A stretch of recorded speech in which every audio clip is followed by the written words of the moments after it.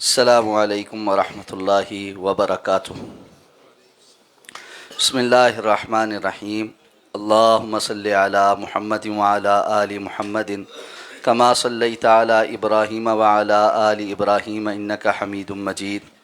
اللہم بارک علی محمد وعلی آل محمد کما بارکت علی ابراہیم وعلی آل ابراہیم انک حمید مجید۔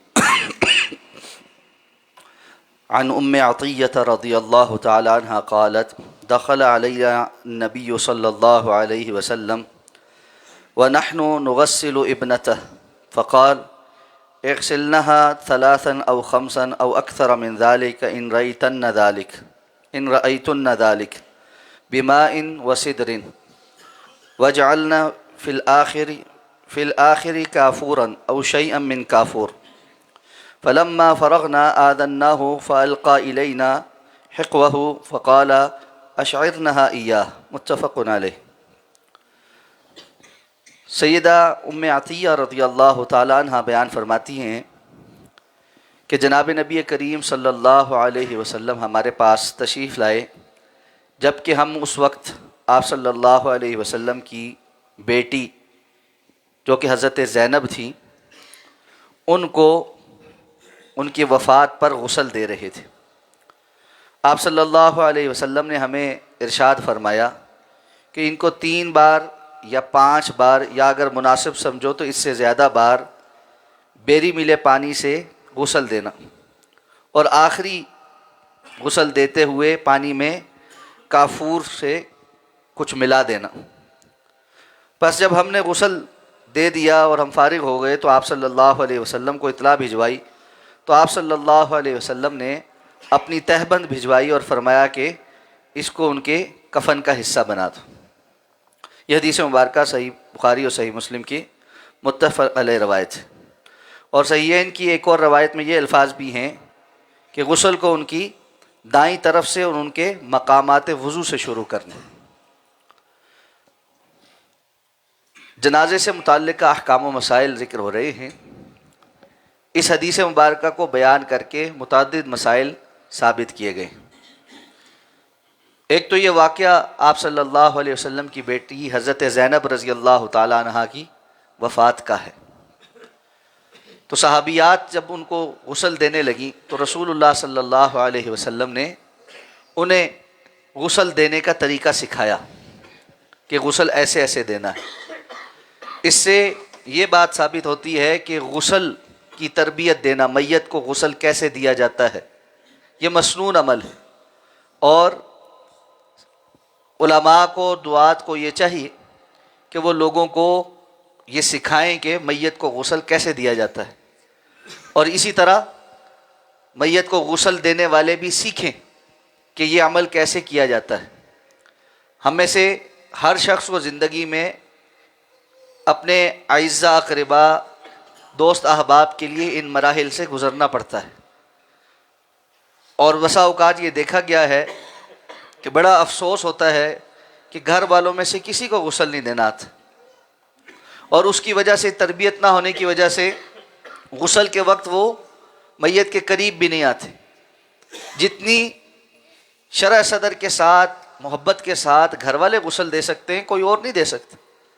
اس لیے انسان کو غسل دینا سیکھنا بھی چاہیے، اور اپنے ارد گرد گھر والوں کو، اولاد کو اس کی تربیت دینی چاہیے کہ میت کو کیسے غسل دیا جاتا ہے۔ تو رسول اللہ صلی اللہ علیہ وسلم نے صحابیات کو یہ حکم دیا کہ ان کو 3 بار یا 5 بار یا اگر ضرورت ہو تو اس سے زیادہ بار غسل دے۔ تو اس سے یہ پتہ چلا کہ طاق عدد میں غسل کا پانی میت کے اوپر بہانا یہ مسنون عمل ہے۔ ہاں اگر ضرورت ہو تو اس سے زیادہ بار یا کم بار بھی معاملات کیے جا سکتے ہیں۔ بسا اوقات باڈی اس قابل نہیں ہوتی کہ اس پر بہت زیادہ پانی بہایا جائے، تو اس سے کم بھی جائز ہے، جس سے بس غسل کے معاملات پورے ہو جائیں۔ اور آگے چل کے مسئلہ آئے گا کہ اگر خدا نخواستہ کوئی ایسی باڈی ہے، جیسے بسا اوقات باڈیز جلی ہوئی ہوتی ہیں یا بڑی دیر سے کوئی باڈی ملتی ہے کسی وجہ سے، کہیں دب کر یا کسی جگہ گم ہو گئی، یا بسا اوقات ڈوبنے والا بندہ جو باڈی ہے وہ بڑی دیر سے نکلتی ہے، وہ اس کیفیت میں نہیں ہوتی کہ ان کو غسل دیا جائے، غسل دیا جائے تو اور زیادہ جسم خراب ہو جاتا ہے. تو ایسے میں تیمم کافی ہے، تیمم غسل کی کفایت میت کو بھی کرتا ہے. تو یہ یعنی اس وقت کیفیت پر ہے کہ جتنا پانی استعمال کرنا درست ہو اس کے اعتبار سے وہ پانی استعمال کیا جائے. کبھی ایسا بھی ہوتا ہے کہ جسم پر کوئی ایسا زخم یا کوئی اور معاملہ ہوتا ہے جس کی وجہ سے پانی زیادہ بہانا پڑتا ہے، تو آپ نے فرمایا اگر تمہیں ایسا محسوس ہو کہ پانی زیادہ استعمال کرنا ہے تو زیادہ بھی استعمال کر سکتے، لیکن اگر کفایت کرتا ہو تو 3 بار یا 5 بار یہ بہت کافی ہے.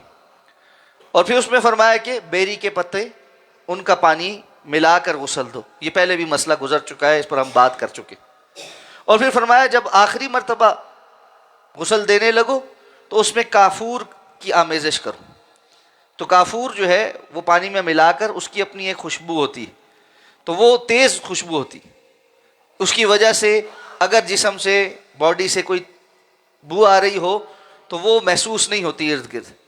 یہ بھی میت کے اکرام میں سے ہے کہ اس کے لیے ایسا انتظام کرنا کہ جس کی وجہ سے اگر جسم سے کسی جگہ سے کسی زخم سے یا بیماری کی وجہ سے کوئی بو وغیرہ آ رہی ہے تو غسل دینے والوں کو اہتمام کرنا چاہیے کہ اس بو کو دبانے کا اہتمام کریں.